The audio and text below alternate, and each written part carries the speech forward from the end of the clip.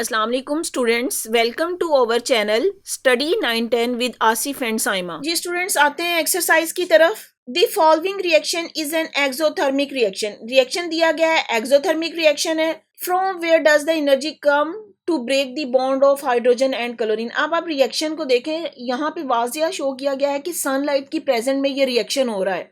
तो इसका मतलब है इस रिएक्शन के होने के लिए एनर्जी सनलाइट से ही आ रही है। तो अब क्वेश्चन यही पूछा गया, from where does the energy come to break the bonds of hydrogen and chlorine. तो फ्रॉम सनलाइट, बी ऑप्शन इसमें करेक्ट होगा। Which of the following reaction has the least value of activation energy.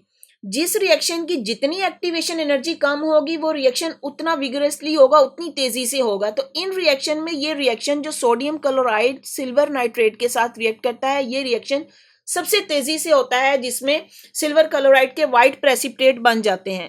तो इसीलिए हम कहेंगे कि यहाँ पे ये सी ऑप्शन करेक्ट है कि इसकी एक्टिवेशन एनर्जी कम होगी। नेक्स्ट है, formation of which hydrogen halide from the element is an endothermic reaction. Halides halogen group है जिसमें क्लोरीन, बोरोमीन, फ्लोरीन, आयोडीन आ जाते हैं। इसमें उन्होंने पूछा formation of which hydrogen halide is an endothermic reaction, जिसके रिएक्शन के लिए एनर्जी एब्जॉर्ब होती है। तो इसमें हाइड्रोजन आयोडाइड बेस्ट ऑप्शन है, डी आएगा इसमें। जी नेक्स्ट है, what are the products of an aerobic respiration. N aerobic respiration के प्रोडक्ट्स हमने देखा था एथेनॉल बनता है। तो यहाँ पे ऑप्शन देखें, एनारोबिक रेस्पिरेशन में एनर्जी रिलीज होती है एटीपी की फॉर्म में, लेकिन लीस्ट अमाउंट ऑफ एटीपी है। तो एथेनॉल भी बनता है, तो यहाँ पे सी ऑप्शन आ जाएगा जिसमें एनर्जी एटीपी की फॉर्म में और एथेनॉल। तो सी ऑप्शन इसमें करेक्ट होगा। जी आगे एनर्जी डायग्राम शो की गई और आपसे पूछा गया है which reaction do you expect to be a reversible reaction. कौन सा रिएक्शन आपको लगता है कि वो रिवर्सिबल रिएक्शन होगा। अब यहाँ पे ये पहली डायग्राम देखें, ये रिएक्टेंट्स और यहाँ पे प्रोडक्ट्स हैं। प्रोडक्ट्स बन रहे हैं, इनका एनर्जी लेवल डाउन हो गया, ये एक्सोथर्मिक रिएक्शन है। इसके केस में देखें, जितनी एनर्जी रिएक्टेंट की है उतनी ही प्रोडक्ट की है। तो यहाँ पे ये ऑप्शन हम कह सकते हैं कि ठीक है, रिवर्सिबल रिएक्शन में रिएक्टेंट और प्रोडक्ट्स का एनर्जी लेवल सेम है। नेक्स्ट है, what does it show when a chemical reaction is exothermic. अगर केमिकल रिएक्शन एक्सोथर्मिक है तो उससे हमें क्या बात पता चलती है। तो जब भी केमिकल रिएक्शन एक्सोथर्मिक हो तो इसका मतलब होता है कि जो बॉन्ड बन रहे हैं, तो जब भी कोई केमिकल रिएक्शन जो एक्सोथर्मिक हो तो उसमें टूटने वाले बॉन्ड वीक होते हैं। तो यहाँ पे ए ऑप्शन आएगी, it show the bond which breaks are weaker than those are formed.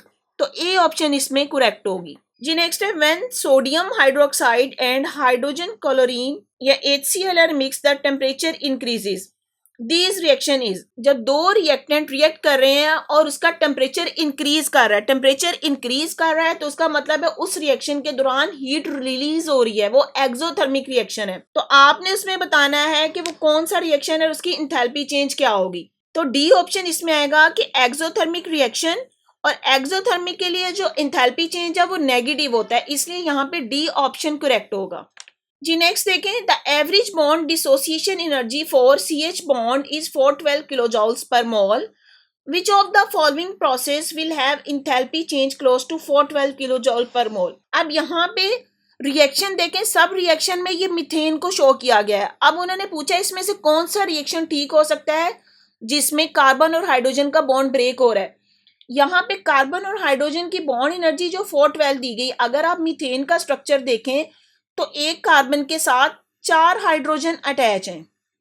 अब यहाँ पे ये एक बॉन्ड की जो एनर्जी है ये 412 किलोजॉल्स पर मोल है।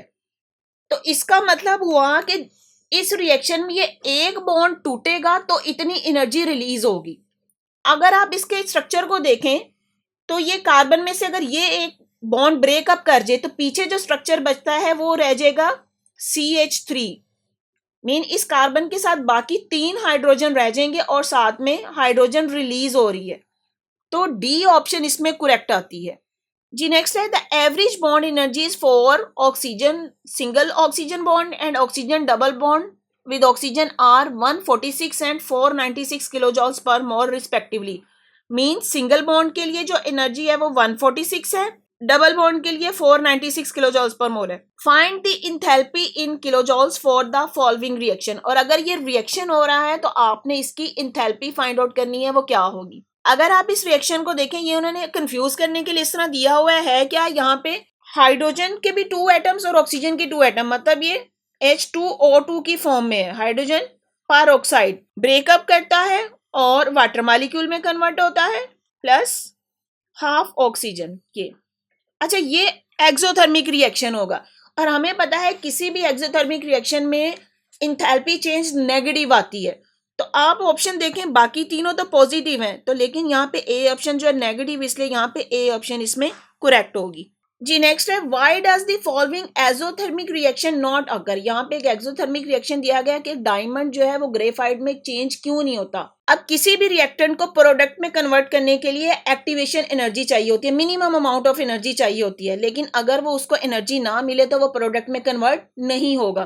तो यहाँ पे सी ऑप्शन इसमें करेक्ट होगी। The change from diamond to graphite has the high activation energy, कि बहुत ज्यादा एनर्जी चाहिए होगी तो वो कन्वर्ट होगा, नहीं तो वो कन्वर्ट नहीं होगा, तो इसलिए इसमें सी ऑप्शन करेक्ट होगी जी। स्टूडेंट्स, आते हैं शॉर्ट क्वेश्चन आंसर की तरफ। पहला क्वेश्चन है, what is the difference between enthalpy and enthalpy change. Enthalpy और इंथैल्पी चेंज में आपने डिफरेंस बताना है। अब इंथैल्पी क्या थी, किसी भी सिस्टम की हीट कंटेंट को हमने इंथैल्पी बोला था, तो heat content of the system are called enthalpy. The heat content of the systems are called enthalpy. जबकि इंथैल्पी चेंज क्या है, इंथैल्पी चेंज था अमाउंट ऑफ हीट लॉस और gain during a chemical reaction. जब भी केमिकल रिएक्शन हो उसमें कितनी हीट रिलीज हुई है या एब्जॉर्ब हुई है, वो उसकी इंथैल्पी चेंज थी। तो आप इसको लिखेंगे अमाउंट ऑफ हीट एब्जॉर्ब और release during a chemical reaction. तो दोनों का डिफरेंस क्लियर हो गया। इंथैल्पी क्या है, any heat content of the system, उसको इंथैल्पी। जबकि इंथैल्पी चेंज क्या है कि अमाउंट ऑफ हीट रिलीज और absorb during a chemical reaction is called enthalpy change जी। नेक्स्ट क्वेश्चन है, why is breaking of a bond and endothermic process. जब bond break होते हैं तो वो एंडोथर्मिक प्रोसेस क्यों है, उसमें हीट एनर्जी अब्सॉर्ब क्यों होती है। अब हमें पता है कि मॉलिक्यूल्स के दरमियान इंटरमॉलिक्यूलर फोर्सेस होती हैं, उन फोर्सेस को ब्रेकअप करने के लिए एनर्जी चाहिए होती है, तो वो एनर्जी एब्जॉर्ब करेगा, इसीलिए breaking of a bond is an endothermic process. तो यहाँ पे आप इसका आंसर लिखेंगे, because energy is required to overcome the intermolecular forces, so breaking of the bond will be endothermic process जी। थर्ड क्वेश्चन है, depict the transition state for the following reaction. अब यहाँ पे आपको रिएक्शन दिया गया है और आपने इसकी ट्रांजिशन स्टेट बतानी है। सबसे पहले देखिए हाइड्रोजन है, तो हाइड्रोजन को हम शो करेंगे और रिएक्शन इसका हो रहा है क्लोरीन के साथ, तो ये क्लोरीन का बॉन्ड हो गया। अब इसकी ट्रांजिशन स्टेट आएगी। ट्रांजिशन स्टेट में ये इसकी ट्रांजिशन स्टेट है, और ट्रांजिशन स्टेट के बाद आगे जो मॉलिक्यूल बनेगा वो HCl का बनेगा, 2 मॉलिक्यूल्स ऑफ HCl। तो ये इसकी ट्रांजिशन स्टेट है जी। नेक्स्ट है, draw the reaction profile for the 2 exothermic reaction, one of which move faster than other. आपके टेक्स्ट में जो एक्सोथर्मिक रिएक्शन की बात की गई है, एक कार्बन डाइऑक्साइड की फॉर्मेशन की बात की गई थी और दूसरा वाटर की फॉर्मेशन की। अगर आप इनके रिएक्शन देखें, यहाँ पे जो पहली एग्जांपल हम लेते हैं वाटर की, और इसके लिए जो एनर्जी डायग्राम बनेगी, क्योंकि एक्सोथर्मिक रिएक्शन है इसलिए यहाँ पे प्रोडक्ट की एनर्जी लो होगी, यहाँ पे ये रिएक्टेंट्स होंगे। रिएक्टेंट्स अब इसमें क्या है, हाइड्रोजन एंड ऑक्सीजन, और यहाँ पे प्रोडक्ट बन रहा है वाटर मॉलिक्यूल्स। ये इसकी एक्टिवेशन एनर्जी है, यहाँ पे ये इसकी ट्रांजिशन स्टेट। इसी तरह जो दूसरी एग्जांपल पूछी गई है वो हम कार्बन डाइऑक्साइड की देते हैं, कार्बन प्लस ऑक्सीजन रिएक्ट करते हैं और कार्बन डाइऑक्साइड बनती है। अब यहाँ पे अगर इसका ग्राफ ड्रॉ करें तो ये भी एक्सोथर्मिक रिएक्शन है। ये रिएक्टेंट कार्बन प्लस ऑक्सीजन, और यहाँ पे प्रोडक्ट होगा कार्बन डाइऑक्साइड, ये इसकी एक्टिवेशन एनर्जी होगी। तो इस तरीके से आप ड्रॉ करके दिखा देंगे, इसकी एग्जांपल्स हैं जी। नेक्स्ट है, what is the role of glycogen in our body. Glycogen का हमारी बॉडी में क्या रोल है, तो glycogen is the storage form of glucose, it is stored in liver और muscle, it regulate over blood sugar level in our body. तो इसका answer मैं लिख देती हूँ जी, glycogen is the storage form of the glucose, it is stored in liver and muscles and it regulates over blood sugar level जी। Next आते हैं कंस्ट्रक्टेड रिस्पॉन्स क्वेश्चंस की तरफ। Physical change which usually occur around us are given in the table. Write down the whether they are exothermic or endothermic. यहाँ पे आपसे कुछ physical change के बारे में बताया गया और आपने बताना है कि ये एंडोथर्मिक है या एक्सोथर्मिक, उसमें हीट रिलीज होती है या एब्जॉर्ब होती है। सबसे पहला है conversion of hydrated salt into anhydrous salt. Hydrated का मतलब होता है जिसमें वाटर था और एनहाइड्रस विदाउट वाटर। तो conversion of hydrated salt into anhydrated salt is the endothermic change, क्योंकि इसमें हीट एब्जॉर्ब हो रही है, तो ये आ जाएगा एंडोथर्मिक। नेक्स्ट है conduction of electricity by metal. किसी भी मेटल में से अगर इलेक्ट्रिसिटी पास करती है तो ये एक्सोथर्मिक रिएक्शन होगा, इसमें हीट रिलीज हो रही है, एक्सोथर्मिक। बर्निंग ऑफ पेपर, कोई भी चीज जल रही है, जलने का अमल जो है वो एक्सोथर्मिक होता है, हीट इसमें रिलीज होगी, एक्सो आ जाएगा। Dissolving ammonium chloride in water, ammonium chloride को वाटर में डिसॉल्व करें तो हीट एब्जॉर्ब होती है, इसलिए ये एंडोथर्मिक रिएक्शन होगा। नेक्स्ट है वेपोराइजिंग लिक्विड नाइट्रोजन। वेपोराइज का मतलब है वेपर्स में कन्वर्ट हो रहा है, कोई भी चीज वेपर्स में कन्वर्ट हो रही है तो उसको वेपर में कन्वर्ट करने के लिए या वेपर में कन्वर्ट होने के लिए हीट चाहिए होगी, वो हीट एब्जॉर्ब करेगा तो वेपर्स में कन्वर्ट होगा, तो इसलिए यहाँ पे ये रिएक्शन एंडोथर्मिक होगा, हीट एब्जॉर्ब करने के बाद ही वो वेपर्स बनेंगे। Formation of rain from clouds, ये एक्सोथर्मिक रिएक्शन है। Evaporation of dry ice, evaporation है तो ये भी एंडोथर्मिक होगा, हीट एब्जॉर्ब करेगा। Dissolving sodium carbonate in water, sodium carbonate को वाटर में डिसॉल्व करें तो ये एक्सोथर्मिक रिएक्शन है, इसमें हीट रिलीज होती है। जी नेक्स्ट क्वेश्चन देखें, explain why the reaction between atmospheric gases oxygen and nitrogen does not take place under the normal condition. हमें पता है हमारी एटमॉस्फेयर में ऑक्सीजन और नाइट्रोजन प्रेजेंट है, एक स्पेसिफिक अमाउंट है। अब यहाँ पे उन्होंने क्वेश्चन पूछा है कि आप ये बात एक्सप्लेन करें कि अंडर नॉर्मल कंडीशन ऑक्सीजन और नाइट्रोजन आपस में रिएक्ट नहीं करती हैं, क्यों नहीं करती हैं। इसका आंसर होगा कि उनको रिएक्ट करने के लिए एक्टिवेशन एनर्जी चाहिए होती है और वो हाई एक्टिवेशन एनर्जी चाहिए होती है, जब उनको एनर्जी मिलेगी तो वो रिएक्ट करेंगी, अदरवाइज वो रिएक्ट नहीं करेंगी। तो अंडर नॉर्मल कंडीशन वो क्यों नहीं रिएक्ट करती, क्योंकि उस वक्त उनको हाई एक्टिवेशन एनर्जी चाहिए होती है, they require high activation energy. जी आगे पूछा गया है, but in the presence of lightning these gases react to give nitric oxide, लेकिन लाइटनिंग हो जाए तो उसमें ये रिएक्ट करके नाइट्रोजन ऑक्साइड प्रोड्यूस करती हैं। अब यहाँ देखें, इन द प्रेजेंस ऑफ लाइटनिंग, यहाँ पे जो लाइटनिंग है ये एनर्जी प्रोवाइड करेगी, उस वक्त उस रिएक्शन को टेक प्लेस होने के लिए एक्टिवेशन एनर्जी मिल जाएगी, तो ऑक्सीजन और नाइट्रोजन रिएक्ट करके नाइट्रिक ऑक्साइड बना देंगी। तो यहाँ पे आप बताएंगे कि ये लाइटनिंग इसको एक्टिवेशन एनर्जी प्रोवाइड करती है, जिसकी वजह से नाइट्रोजन रिएक्ट करती है ऑक्सीजन के साथ और नाइट्रिक ऑक्साइड में कन्वर्ट हो जाती है। जी आगे क्या पूछा गया, the reaction stop as soon as the lightning stop. अब पूछा गया है कि अगर ये लाइटनिंग स्टॉप हो जाए तो रिएक्शन भी स्टॉप हो जाता है, इसकी क्या रीजन है, क्योंकि वो रिएक्शन को स्टार्ट करने के लिए वो लाइटनिंग चाहिए थी, लाइटनिंग हुई, इसी लाइटनिंग ने उसको एक्टिवेशन एनर्जी दी तो ये रिएक्शन हो गया और नाइट्रिक ऑक्साइड बन गया। लेकिन जैसे ही ये लाइटनिंग रुक जाए तो उसको वो एक्टिवेशन एनर्जी नहीं मिलती, तो इसलिए आप कहेंगे कि एनर्जी इनपुट स्टॉप हो जाता है, तो इसलिए वो रिएक्शन भी स्टॉप हो जाएगा। तो यहाँ पे इसका आप आंसर देंगे energy input stops, because energy input stop. जी नेक्स्ट है, a reaction between natural gas methane and atmospheric oxygen does not take place when you mix them. अब नेचुरल गैस मीथेन है और एटमॉस्फेरिक ऑक्सीजन के साथ है तो ये रिएक्ट नहीं करती। As soon as you show a burning match stick, जैसे ही आप उसके पास बर्निंग मैच स्टिक लेके जाते हैं, the reaction start immediately and then it continue until one or both of the reactant is are used up. Explain.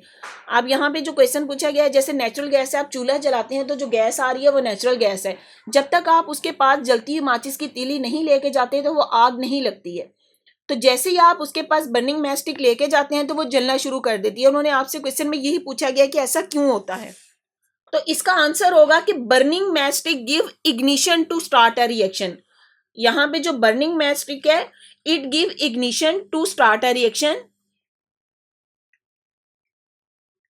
तो जो burning match stick है, it give ignition to start a reaction. जब reaction start हो जाएगा तो उसमें methane oxygen के साथ रिएक्ट करेगी और इस रिएक्शन को हम बोलते हैं कंबस्शन रिएक्शन, जिसमें इसके प्रोडक्ट बनेंगे कार्बन डाइऑक्साइड एंड वाटर, और इस रिएक्शन को आप बोलते हैं कंबस्शन। जी नेक्स्ट आते हैं डिस्क्रिप्टिव क्वेश्चंस की तरफ। Find out the enthalpy change of the following reaction using the given data. अब यहाँ पे आपने इंथैल्पी चेंज फाइंड आउट करना है। रिएक्शन दिया गया है जिसमें नाइट्रोजन रिएक्ट करती है ऑक्सीजन के साथ, नाइट्रिक ऑक्साइड के 2 मॉलिक्यूल बनते हैं। Bond dissociation energy of the nitrogen, यहाँ पे नाइट्रोजन की बॉन्ड डिसोसिएशन एनर्जी दी गई है 958.38, जबकि bond dissociation energy of oxygen is 496 kilo joules पर मोल, और bond formation energy of nitric oxide is -626 kilo जॉल पर। अब यहाँ पे ये माइनस शो कर रहा है, ये हमारा एक्सोथर्मिक रिएक्शन है। आपने यहाँ पे फाइंड आउट करनी है इसकी इंथैल्पी चेंज, मीन इसकी आपने डेल्टा एच फाइंड आउट करनी है। इस रिएक्शन में हीट एब्जॉर्ब कितनी हुई है, हीट रिलीज कितनी हुई है, वो पहले मेजर करते हैं। हीट एब्जॉर्ब, अब जो हीट एब्जॉर्ब हुई है यहाँ पे ये प्लस साइन है, इसका मतलब है ये हीट एब्जॉर्ब हो रही है, तो इसको कैलकुलेट करेंगे 958.38 प्लस 498 किलो जॉल पर मोल, इनको ऐड अप करें तो ये हमारे पास आंसर आता है 1456.38 किलो जॉल्स पर मोल। ये हीट एब्जॉर्ब हुई है। आप इस रिएक्शन की हीट रिलीज देखें, हीट रिलीज कितनी है, -626 किलो जॉल पर मोल, लेकिन यहाँ पे रिएक्शन में देखें तो 2 मोल्स ऑफ नाइट्रिक ऑक्साइड है, तो इसलिए जो हीट रिलीज हुई है उसके लिए आप 2 को मल्टीप्लाई कर देंगे 626 के साथ, तो जो हीट रिलीज आ रही है वो आ जाएगी 1252 किलो जॉल्स पर मोल। आपने इंथैल्पी मेजर करनी है, change in enthalpy delta H. तो डेल्टा एच क्या होता है, heat absorb minus heat release. तो जितनी हीट एब्जॉर्ब हुई थी उसमें से हीट रिलीज को माइनस कर दो, 1456.38 माइनस 1252, तो यहाँ पे इंथैल्पी चेंज आ जाएगा हमारे पास 204.38 किलो जॉल्स पर मोल, और यही इसका आंसर होगा। जी नेक्स्ट क्वेश्चन है, explain the difference between the terms heat and enthalpy. Heat और इंथैल्पी का डिफरेंस बताना है। ये आपकी बुक में पेज नंबर 70 पे क्लियरली डिस्क्राइब किया गया है, तो आप ये इसको वहां से देख सकते हैं पेज 70 पे, difference between heat and enthalpy. Next है, explain why formation of a bond is always an exothermic process. Bond formation, जब बॉन्ड बनने का अमल है वो हमेशा एक्सोथर्मिक क्यों है, उसमें हमेशा हीट रिलीज क्यों होती है। जब बॉन्ड फॉर्म होता है तो मॉलिक्यूल्स या एटम एक दूसरे के करीब आते हैं, बॉन्ड बनाते हैं, इस रिएक्शन में वो मूव करते हैं और अपनी स्टेबल स्टेट गेन करने की कोशिश करते हैं, इसलिए इसमें एनर्जी रिलीज होती है। इसलिए हम कहते हैं कि formation of bond is always an exothermic process. इसका आंसर देंगे, formation of bond is always an exothermic process because when atoms come close to form a bond they move to stable state, so energy is released, so it will be a exothermic process। जी next है, explain the role of lipids in our body। आपकी book में इस chapter का बिल्कुल last paragraph जो कि page number 78 पे दिया गया है उसमें लिपिड्स के बारे में बताया गया, तो वहां से आप इसको आंसर देखेंगे। नेक्स्ट है, एक्सप्लेन द फॉलोइंग टर्म्स। आपने इन टर्म्स को बताना है। Activation energy, the minimum amount of energy to start a chemical reaction is called activation energy. Transition state, it is an unstable state which is formed when reactant molecules react with each other. और aerobic respiration, the respiration which took place in the presence of oxygen is called aerobic respiration. जी next आ जाता है investigate questions. Why is it essential to cook some of the foods item while other we can eat without cooking. पूछा है कि कुछ खुराक को, कुछ फूड आइटम्स को पकाना जरूरी होता है जबकि कुछ हम बगैर पकाए ही खा लेते हैं, तो ये क्यों इस तरह जरूरी है। अब यहाँ पे बात जो की गई है why it is essential to cook some of the food. Cook करना क्यों जरूरी है? जब भी आप खुराक को पकाएंगे तो उसमें सबसे पहले कि आप उसको बैक्टीरिया फ्री करते हैं, तो आप इसका आंसर देंगे to make food safe from bacteria. फिर इसके अलावा जब खुराक पका लेते हैं वो इजीली डाइजेस्टेबल होती है। जैसा कि आप मीट को पकाते हैं वैसे कच्चा नहीं खा सकते, लेकिन पका के वो गल जाता है, नरम हो जाता है, आप उसको खा लेते हैं। इसी तरह मीट हो गया, एग हो गया। अच्छा जी, आगे क्वेश्चन में पूछा गया while other we can eat without cooking. लेकिन कुछ ऐसे भी हैं जिसको आप विदाउट कुकिंग खा सकते हैं, जैसे सैलड आप यूज करते हैं या कुछ वेजिटेबल्स हैं जिनको आप खाते हैं, तो उनको हम पकाए बगैर भी खा सकते हैं। अगर उनको ज्यादा कुक कर लिया जाए तो हो सकता है कि उनके अंदर उनके मिनरल्स या उनके विटामिन जो है वो जाया हो जाएंगे। तो यहाँ पे उनको विदाउट कुक किए भी खा सकते हैं क्योंकि दे लैक हार्मफुल बैक्टीरिया। या फिर अगर आप उसको कुक करेंगे तो उसके विटामिन्स डिस्ट्रॉय हो जाएंगे।